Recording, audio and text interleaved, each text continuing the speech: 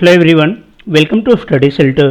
दोस्तों हम लोग जो है 69 बीपीएससी मेंस के लिए डेली न्यूज़पेपर सीरीज को लेके आए हैं और इसमें जो है हम लोग कर क्या रहे हैं कि जो करंट अफेयर्स न्यूज़पेपर में आ रहा है, ठीक है, जो मेंस पॉइंट ऑफ व्यू से उपयोगी है, उन सारे करंट को जो है हम लोग मेंस आंसर राइटिंग से इंटरलिंक करने का प्रयास कर रहे हैं ताकि उससे जो है आप अपने आंसर राइटिंग में इंक्लूड करके आप अच्छे मार्क्स ला सको।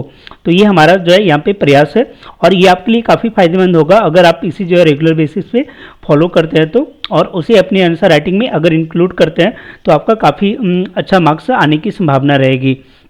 ठीक है, तो इस सीरीज में ये आपका 5वां क्लास है। इसके पहले जो है 4 क्लास आपके जो है हो चुके हैं। तो आइए देखते हैं, और इसका जो आपको पीडीएफ है वो हमारे टेलीग्राम चैनल पे भी मिल जाएगा और इसे रिलेटेड अपडेट जो है वो आपको व्हाट्सएप पे भी जो है समय समय पे मिलता रहेगा। देखते हैं आज कौन कौन से टॉपिक हम लोग देखने वाले हैं और कौन से प्रश्न जो है उससे रिलेट हो रहा है जो प्रीवियस ईयर में आए हुए हैं। सबसे पहले एक आर्टिकल यहाँ पे दिया हुआ है कि राजधानी की सर्दी कम और धुआं ज़्यादा घातक हो रहा है साबित। ये जो आर्टिकल है एक्चुअल में क्या हुआ है कि एक प्रदूषण से रिलेटेड जो है एक आपका रिपोर्ट आया है, तो उसी रिपोर्ट में बताया गया है कि आखिर जो है किन क्षेत्रों में जो है प्रदूषण का लेवल क्या है, मतलब पिछले कुछ सालों में क्या लेवल रहा है प्रदूषण का, वो आपको बताया गया। अगर बात करें इस रिपोर्ट की, इसे जारी कौन किया, तो इसे जारी जो है 2 संस्थाओं के द्वारा किया गया। एक तो यह रिपोर्ट जो है रेस्पायर लिविंग साइंस के द्वारा किया गया और दूसरा है इसमें क्लाइमेट ट्रेंड्स नामक एक संस्था है, उन दोनों के द्वारा ये आपका रिपोर्ट जारी किया गया। और इस रिपोर्ट में जो है 2 चीज़ों के बारे में बात की गई है। पहला कि अक्टूबर 2022 से लेके 30 सितंबर 2023 तक, मतलब पूरे एक साल का ये जो है पिछले 1 साल का ये बात कर रहा है कि एक वर्ष में जो है भारत में कौन सा राज्य जो है सर्वाधिक प्रदूषित रहा और कौन सा राज्य जो है सबसे कम प्रदूषित रहा, उस चीज़ का यहाँ पे आपको रिपोर्ट दिया गया। दूसरा ये है कि इसमें 2019 से लेके 2023 तक में जो प्रदूषण का यहाँ पे ट्रेंड देखा गया है, उस ट्रेंड को भी आपको बताया गया है कि कौन सा महीना जो है सबसे ज़्यादा प्रदूषित रहता है। तो ये 2 चीज़ें जो है इसमें आपको देखने को मिलेगा। अब इसी चीज़ को यहाँ पे हम लोग देखने वाले हैं। सबसे पहले तो ये बताया जा रहा है कि पिछले वर्ष के 10 सबसे प्रदूषित शहर में जो है वो ज़्यादातर दिल्ली और एनसीआर के ये शहर रहे हैं। इनका जो लेवल बताया गया है कि जो PM 2.5 की मात्रा होती है, जो आपका प्रदूषक है, ठीक है, तो उस PM 2.5 की मात्रा का जो कंसंट्रेशन है वो 100.1 माइक्रोग्राम प्रति घन मीटर है। अब ये कितना है, इसका मतलब लेवल अगर देखा जाए तो कितना है, तो बोल रहे हैं कि इसका जो स्तर है वो सरकार के जो बोला जाता है कि हमारा जो एयर है वो गुड है, तो उस गुड लेवल से जो है वो 3 गुना अधिक यहाँ पे जो है ये मतलब जो सुरक्षित सीमा है उससे 3 गुना अधिक है अच्छे स्तर से। वहीं अगर बात करें WHO और जो निर्धारित क्या है इसका पैमाना, तो उससे जो है ये 20 गुना अधिक इसकी मात्रा जो है वो हमारे एयर में मौजूद है। ठीक है, पार्टिकुलेट मैटर 2.5 की अगर आप इस टाइप का टर्मिनोलॉजी जो है वो यूज करते हैं एग्जाम में, तो आपका जो है मार्क्स है वो काफ़ी अच्छा वहाँ पे दिया जाएगा। PM 2.5 अर्थात पार्टिकुलेट मैटर 2.5 जो है उसकी मात्रा का यहाँ पे बात हो रहा है और इसे माइक्रोग्राम में प्रति घन मीटर में जो है वो बोला जा रहा है। और दिल्ली का कितना है, तो ये आपका जो है 100 माइक्रोग्राम प्रति घन मीटर नापा गया है। वहीं अगर बात की जाए पटना की, तो पटना जो है बिहार की राजधानी पटना में भी जो है 99.7 माइक्रोग्राम प्रति घन मीटर जो है देखा गया है PM 2.5 की मात्रा। तो आप देख सकते हैं मतलब दिल्ली के साथ साथ जो है अब जो प्रदेश की राजधानियाँ हैं वो भी आपका पॉल्यूटेड हो रही हैं। तो एग्ज़ाम में अगर आपको जो है प्रदूषण से रिलेटेड प्रश्न आते हैं तो आप तो सेंटर का डेटा दे ही सकते हो दिल्ली का, लेकिन साथ साथ जो है आप पटना का भी डेटा देख सकते हो कि पटना में भी जो PM 2.5 की मात्रा है वो 99.7 माइक्रोग्राम प्रति घन मीटर हो गई है। फिर आगे इसमें बताया जा रहा है कि जो देश के सबसे 10 प्रदूषित शहर है उसमें 7 जो है वो आपका दिल्ली, NCR और बिहार के हैं। इसमें आपका पटना के साथ साथ जो है वो मुजफ्फरपुर का भी नाम आता है। आप यहाँ पे देख सकते हैं, यहाँ पे दिया हुआ है कि अक्टूबर से दिसंबर 2022 के दौरान जो है दिल्ली, फरीदाबाद, नोएडा, गाजियाबाद, मेरठ और मुजफ्फरपुर, बिहार के मुजफ्फरपुर की बात कर रहे हैं, ये शीर्ष 10 सबसे ज़्यादा प्रदूषित शहरों में से थे। और इनमें जो है 6 में जो PM 2.5 का मात्रा देखा गया है उसमें जो है कमी देखी गई है। किन महीनों में? तो अक्टूबर से लेकर दिसंबर तक। लेकिन अगर आप वहीं जनवरी से मार्च तक की बात करोगे, मतलब जैसे जैसे ठंडी आपका बढ़ता है, तो उस टाइम की अगर बात करोगे तो इसमें जो है यहीं इन 10 शहरों में जो है PM2.5 का जो लेवल है वो आपको बढ़ा हुआ मिलेगा। तो ये चीज़ यहाँ पे बताया जा रहा है कि सर्दी के मौसम में जो है जो एयर क्वालिटी है वो और भी आपका गिर जाता है। वहीं अगर बात करें सबसे स्वच्छ शहर की, तो बोला जा रहा है मिजोरम का जो आइजोल है वो देश का सबसे स्वच्छ हवा वाला स्थान है। यहाँ PM2.5 का जो मात्रा है वो आपका 11.1 माइक्रोग्राम प्रति घन मीटर है। आप यहीं पे तुलना कर सकते हैं कि जो पटना का हवा है वो आपका जो है मिजोरम के आइजोल शहर से 9 गुना ज़्यादा प्रदूषित है। ठीक है, यहाँ पे 11.1 माइक्रोग्राम PM2.5 की मात्रा है, जबकि पटना में जो है 99.7 है। तो इस लेवल का जो है प्रदूषण का स्तर बन गया है। और ये क्या है कि एक तरीके से जो मौसम है वो ऐसा हो जाता है कि हम लोग जो गैस चैम्बर के अंदर अपना लाइफ बिताने लगते हैं, उस तरीके से आपका PM2.5 या फिर और जो प्राइमरी पॉल्यूटेंट है उनकी मात्रा बढ़ जाती है। और उसके कारण जो है ये पता नहीं चलता, लेकिन एक तरीके का ये स्वीट पॉइजन के रूप में जो है हमारे लाइफ को जो है वो हेल बनाते जाता है, क्योंकि PM2.5 की मात्रा ये हमारे ब्लड वगैरह में जाके ये कई तरीके के जो है वो बीमारियों को उत्पन्न करने का काम करता है। तो ये सारी फैक्ट जो यहाँ पे दिया हुआ था। फिर इसमें यह भी बताया हुआ है कि इन 10 शहरों के अलावा कुछ और भी जो बड़े शहर हैं, जैसे कि आपका हो गया मुंबई हो गया, उसके मुंबई हो गया और फिर बेंगलोर वगैरह, वहाँ भी जो लेवल है, मतलब एयर क्वालिटी का जो लेवल है वो भी जो है उसकी गुणवत्ता जो है उसमें गिरावट देखी जा रही है। तो ये आपका एक क्या है कि इस आर्टिकल में आपको मेनली इशू बताया गया है कि कितना ना जो है मतलब प्रदूषण का स्तर जो है वो दिन पर दिन आपका बढ़ते जा रहा है। फिर वही चीज़ यहाँ पे बताया गया कि 2019 से 2023 में अत्यधिक प्रदूषित माह जो है आपका अक्टूबर से मार्च के दौरान देखा गया। मतलब अक्टूबर से जो है आपका जो मार्च का महीना है ये ठंडी के मौसम में जो आपका प्रदूषण का लेवल ज़्यादा देखा जाता है। ठीक है, ये चीज़ यहाँ पे बताई गई है। अब इसका जो है हम लोग को मेन तो पर्पस ये है कि ये हमें काम कहाँ पे आएगा, इसका हम लोग यूज़ कहाँ पे करेंगे। तो देखो इसका आप यूज कर पाओगे जो आपका GS पेपर 2 है, GS पेपर 2 में आप इसे यूज कर सकते हो। ज्योग्राफी का क्वेश्चन अगर आता है पॉल्यूशन से रिलेटेड, वहाँ पे आप यूज़ कर सकते हो। इसके अलावा जो है अगर आपको ऐसी कोई आता है जिसमें कि प्रदूषण से रिलेटेड कोई फैक्ट बातें की गई है, तो वहाँ पे भी आप यूज कर सकते हो। एक एग्जांपल हम लोग देख लेते हैं। ये प्रश्न आपका जो है वो 60 से 62वीं में पूछा गया था। ठीक है, 60 से 62वीं BPSC में जो है ये प्रश्न आपका पूछा गया था और बोला ये जा रहा है कि भारत के लिए प्रदूषण गंभीर खतरा बन गया है, इसके कारणों की पहचान कीजिए। तो ये जो आपका स्टेटमेंट है भारत के लिए प्रदूषण गंभीर खतरा बन गया है, इसी का आंसर जो है आपको इस आर्टिकल में देखने को मिल जाएगा। कल भी जो है हम लोगों ने इस क्वेश्चन को डिस्कस किया था और वहाँ पे हम लोगों ने डिस्कस किया था कि सरकार के द्वारा जो है शासन के द्वारा कौन से अनिवार्य कदम उठाया जाना चाहिए और हम लोग जो है व्यक्तिगत लेवल पे कौन सा कार्य कर सकते हैं। तो इसकी चर्चा जो है हम लोगों ने कल की क्लास में की थी। अगर आपने वो नहीं देखा है तो आप जाके जो है देख सकते हैं। काफ़ी अच्छे अच्छे आर्टिकल जो है कल की क्लास में हम लोगों ने डिस्कस किया था।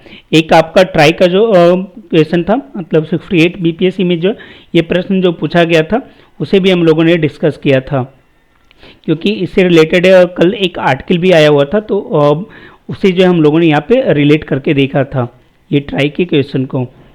तो मेनली हमारा पर्पस यही होता है कि आप जो है पेपर को किस तरीके से पढ़ो वो आपको जो है बताना, ताकि आप चीज़ों को जो है रिलेट कर सको। इसीलिए ये आपका सीरीज लाया गया है। फिर हम लोगों ने फ्लाई ऐश के बारे में चर्चा किया था कि फ्लाई ऐश जो है किस तरीके से प्रदूषण में हेल्प करता है और गवर्नमेंट जो है इससे निजात पाने के लिए क्या क्या तरीके जो है वो अपना रही थी। तो यहाँ पे आपका हो गया और ये आपको हेल्प करेगा ये वाले सेक्शन में कि गवर्नमेंट के द्वारा कौन सा कदम उठाया गया है।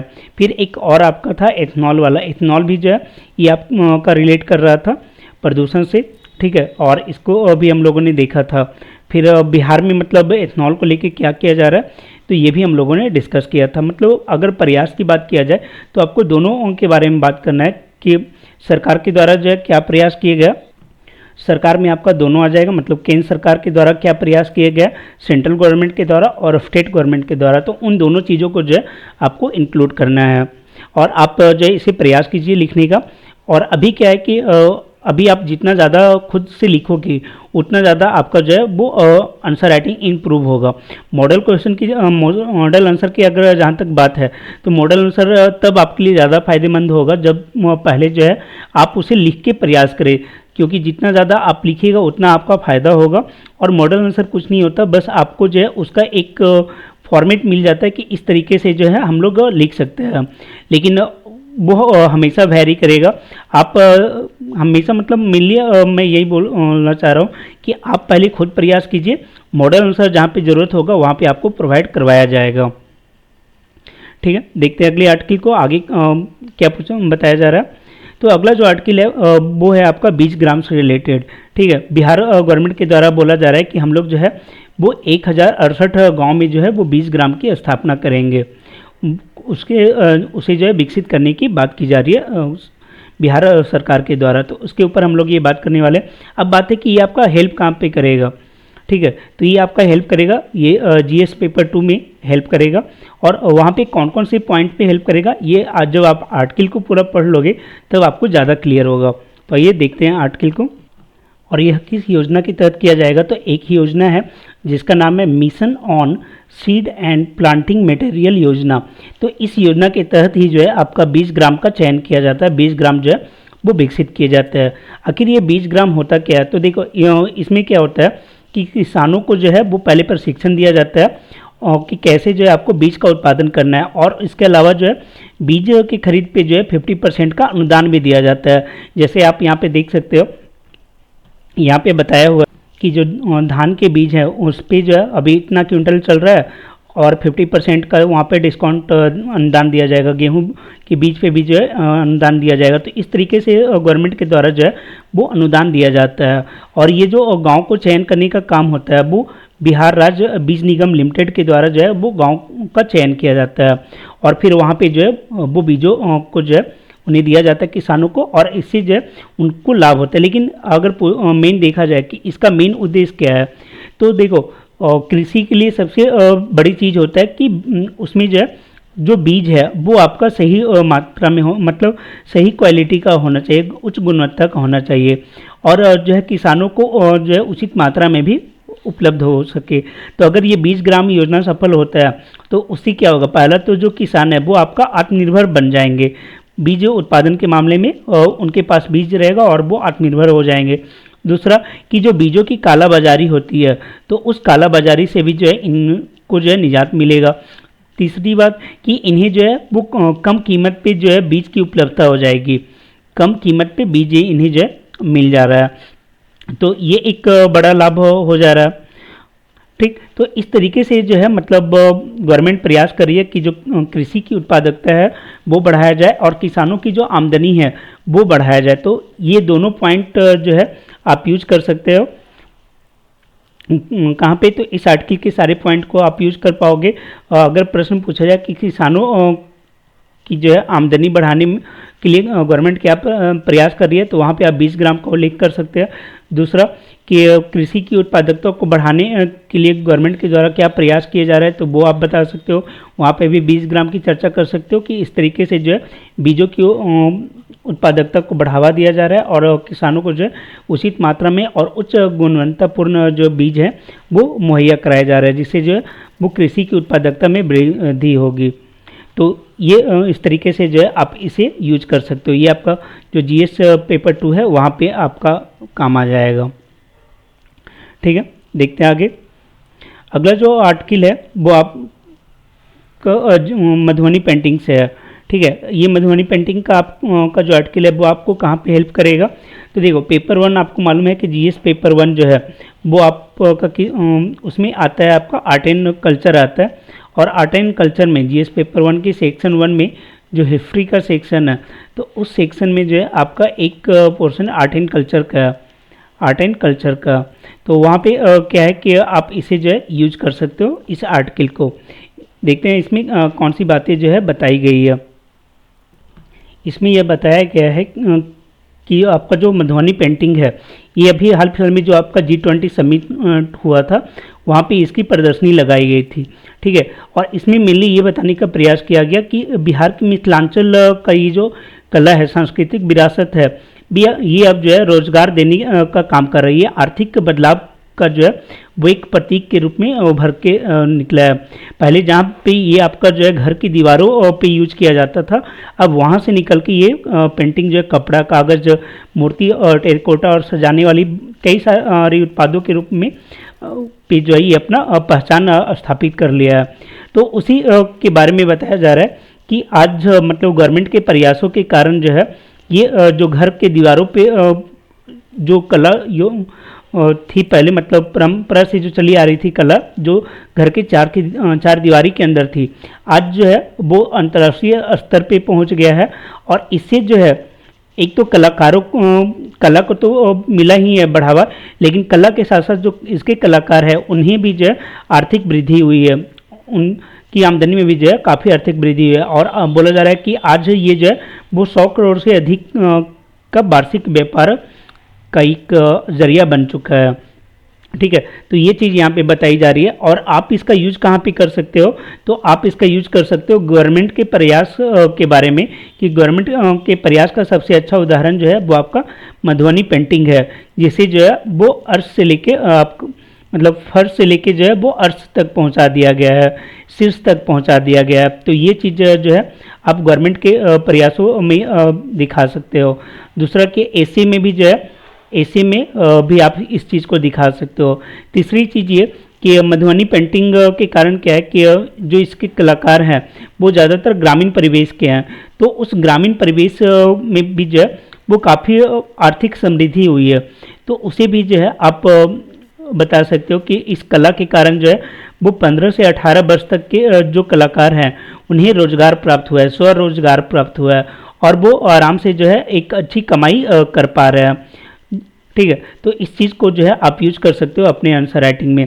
फिर यहाँ पे कुछ एग्जाम्पल दिया हुआ है कि जैसे शांति देवी जो है, जिन्हें पुरस्कृत भी किया जा चुका है, नेशनल अवार्ड भी मिल चुका है, उन्होंने जो मधुबनी पेंटिंग भेंट किया था प्रधानमंत्री मोदी को।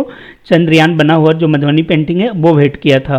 फिर एक और एग्जाम्पल दिया हुआ है कि 2019 में क्या हुआ था कि पीएम मोमेंटो ई ऑक्शन जो है, मतलब जो नीलामी हुआ था, उसमें जो है मधुबनी पेंटिंग को सबसे ज़्यादा बोली लगाई गई थी।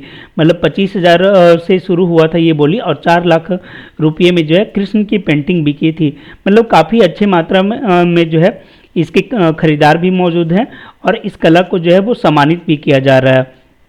तो इस तरीके से गवर्नमेंट के प्रयासों के रूप में जो है आप इसे दिखा सकते हो। और फिर जब आपको वो देना हो, उदाहरण देना हो, जैसे अगर बात किया जाए पटना कलम की, ठीक है, पटना कलम आपके एग्जाम में पूछा जाता है, तो पटना कलम में अगर आपको जो आगे की राह लिखना हो, निष्कर्ष लिखना हो, तो वहाँ पे आप देख सकते हैं कि जिस तरीके से गवर्नमेंट के प्रयासों के द्वारा आज मधुबनी पेंटिंग जो है वो काफ़ी शीर्ष स्तर पे पहुंच चुका है, अंतर्राष्ट्रीय लेवल पे पहुंच चुका है। उसी तरीके से सरकार को प्रयास करना चाहिए कि पटना कलम को भी जो है वो बढ़ावा दे। पटना कलम से जुड़े हुए जो भी बारीकियां हैं उसके ऊपर जो है जो कलाकार है, चित्रकला से रिलेटेड जो कलाकार हैं, उनकी संगोष्ठी बुलाई जाए, उन्हें जो है प्रयास करवाया जाए, उन्हें जो है सब्सिडी वगैरह दिया जाए, अनुदान वगैरह दिया जाए, ताकि वो जो है इस कला को निखारने का प्रयास कर सके। तो इस तरीके से आप आगे की राह में जो है इसे यूज कर सकते हैं। देखते हैं अगले आर्टिकल को। अगला जो आर्टिकल है वो आपका इन्वायरमेंट से रिलेटेड है। अभी हाल फिलहाल में आपको 2 और 3 जो है वो बाढ़ की घटनाएं देखने को मिल रही है। ये बाढ़ जो है वो एक आर्टिकल जो आप यहाँ पे देखोगे तो वो बांधों के खतरों के बारे में बता रहा है, जो डैम है उनके खतरे के बारे में बता रहा है। लेकिन इसे देखने के पहले जो है हम लोग एक और आर्टिकल को देख लेते हैं। आपको मालूम होगा कि अभी जो है एक सिक्किम में सैलाब आया था, ठीक है, तो वहाँ भी जो है बांध का एक इशू आ रहा है कि बांध बांध पर दबाव अधिक था जिसके कारण ये आया। देखते हैं इस आर्टिकल को।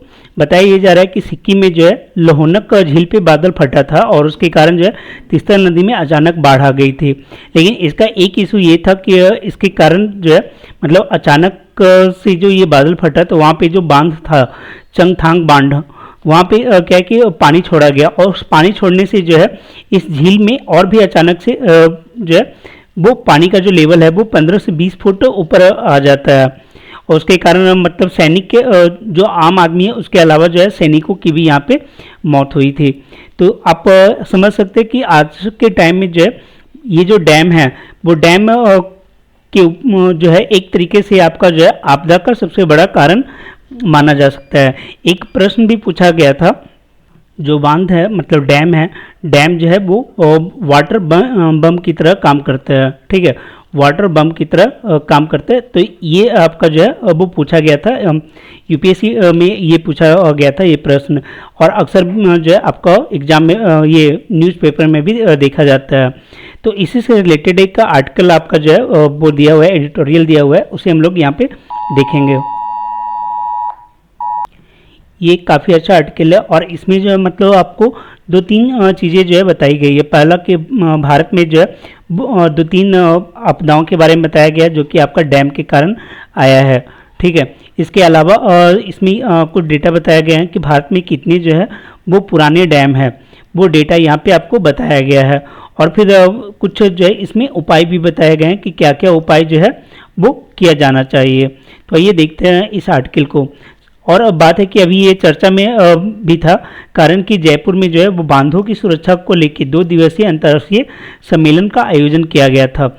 वहाँ पे जो है गवर्नमेंट के द्वारा बताया गया कि भारत में जो बांधों की संख्या है वो कितना है। जैसे भारत की जो केंद्रीय जल आयोग है उसके 2019 के आंकड़ों के अनुसार जो है भारत में बांधों की जो कुल संख्या है वो 5364 बताई गई है, जबकि और भी अलग अलग रिपोर्ट में अलग अलग बताया गया है।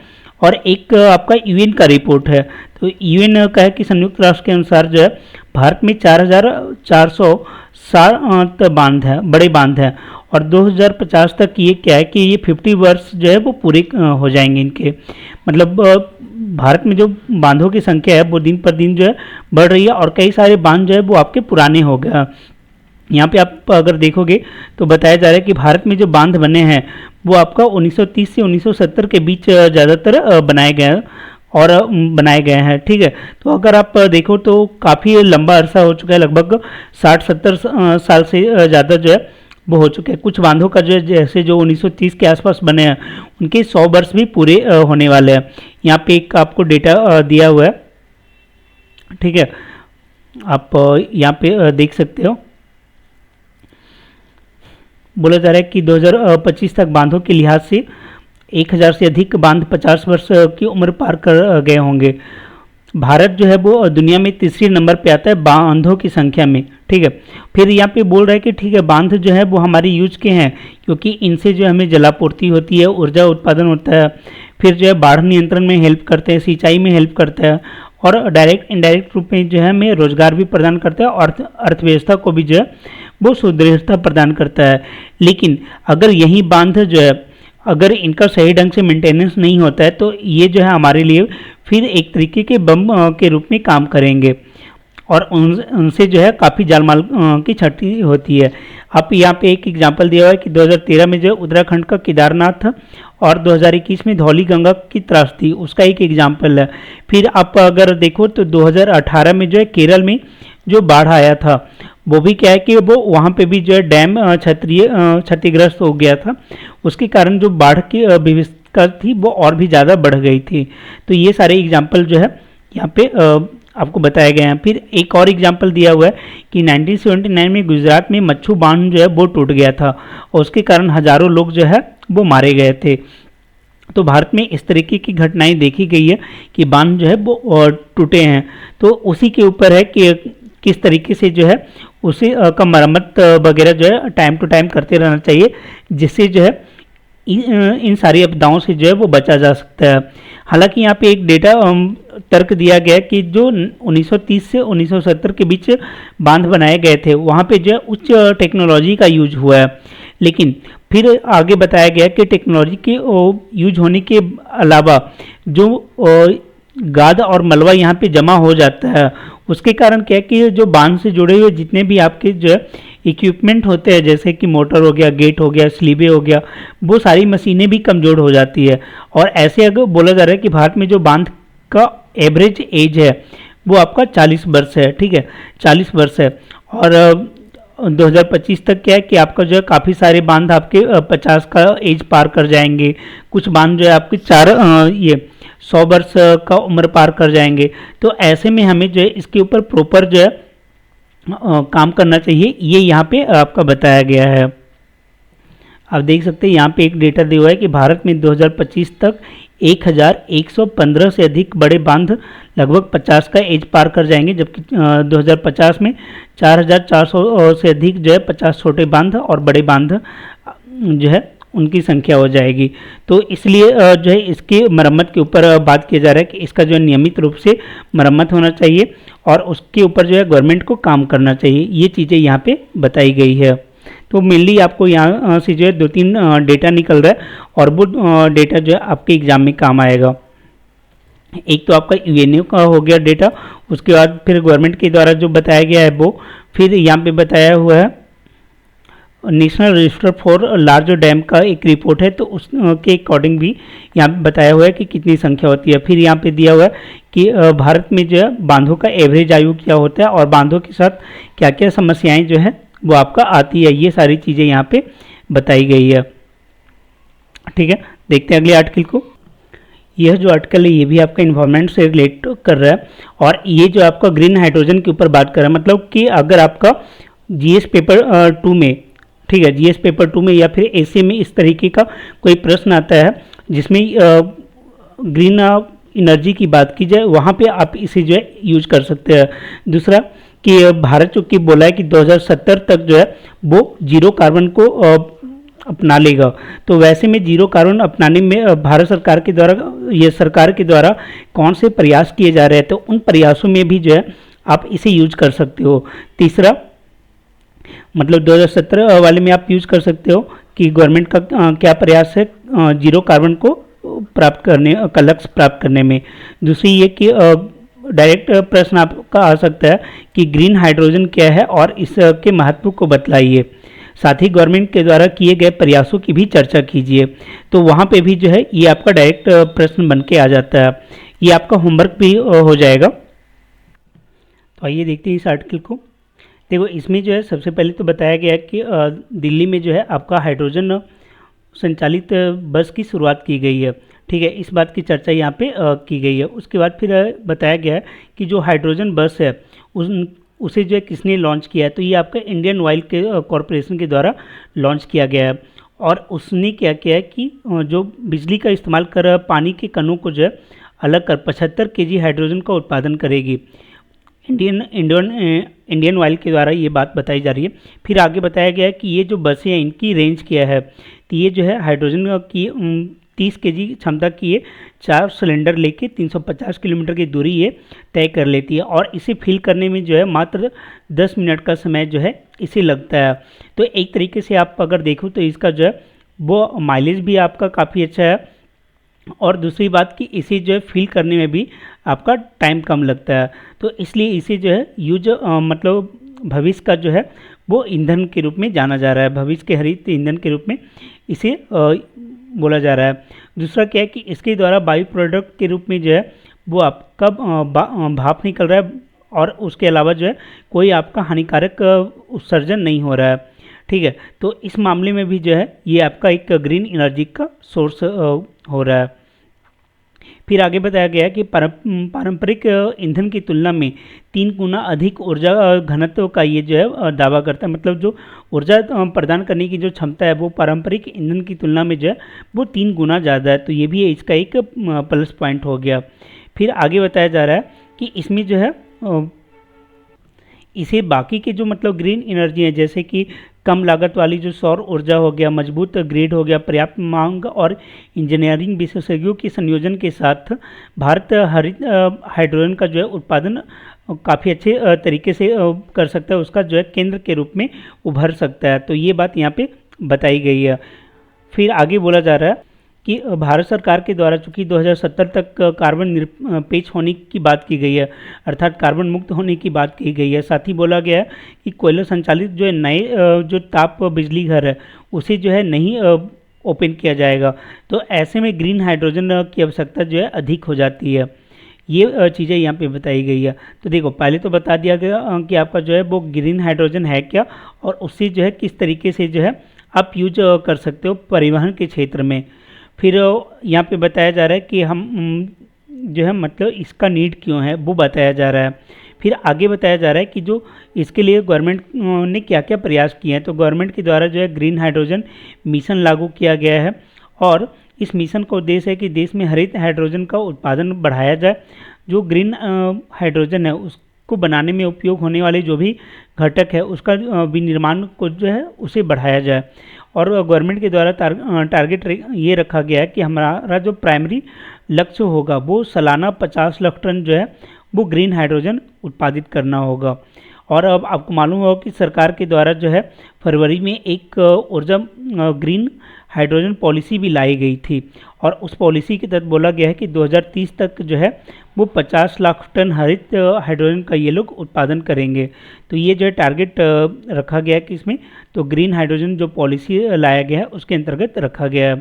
फिर यहाँ पे आगे बताया जा रहा है कि हाइड्रोजन जो है अधिक कुशल और लागत प्रभावी है, मतलब कम लागत में भी जो है ये अधिक ऊर्जा का उत्पादन कर रहा है और इसलिए जो है ये काफ़ी किफ़ायती होगा और भविष्य के हरित ईंधन के रूप में ये उभर के सामने आएगा। तो आप इस पॉइंट का यूज जो है अभी जैसा कि आपको बताया गया जीएस पेपर 1 में अगर कोई प्रश्न आता है तो वहाँ पे यूज़ कर सकते हो, या फिर जो जीएस पेपर 2 में आपका जो है इनर्जी का क्वेश्चन है जो कि आपका साइंस एंड टेक वाले में ज़्यादातर आता है, तो वहाँ पे आप यूज कर सकते हो। जीरो कार्बन का जो भारत का लक्ष्य है उसे प्राप्त करने में ग्रीन हाइड्रोजन जो है किस प्रकार का हेल्प कर सकता है वो आप यूज कर सकते हो। परिवहन को जो है वो हरित परिवहन बनाने में जो है ग्रीन हाइड्रोजन का क्या रोल होगा उसमें जो है आप इसका यूज कर सकते हैं। ठीक है, तो ये सारे पॉइंट को आप यूज कर सकते हैं। तो इस वीडियो में इतना ही है। फिर अगले वीडियो में जो है हम लोग और कुछ अच्छे आर्टिकल के साथ मिलेंगे और उस पर डिस्कस करेंगे और किस तरीके से जो है वो उसे जो हम लोग यूज कर सकते हैं अपने मेंस आंसर राइटिंग में, ये भी देखने का प्रयास करेंगे। तो दोस्तों अगर आपको ये वीडियो अच्छा लग रहा है तो आप इसे जो है ज़्यादा से ज़्यादा अपने दोस्तों के बीच शेयर करें, वीडियो को लाइक करें और अभी तक अगर अपने चैनल को सब्सक्राइब नहीं किया है तो चैनल को सब्सक्राइब कर लें। साथ ही जो बेल आइकन को जरूर दबाएं ताकि आपको जो है टाइम टू टाइम नोटिफिकेशन मिलता रहे। ठीक है, थैंक यू।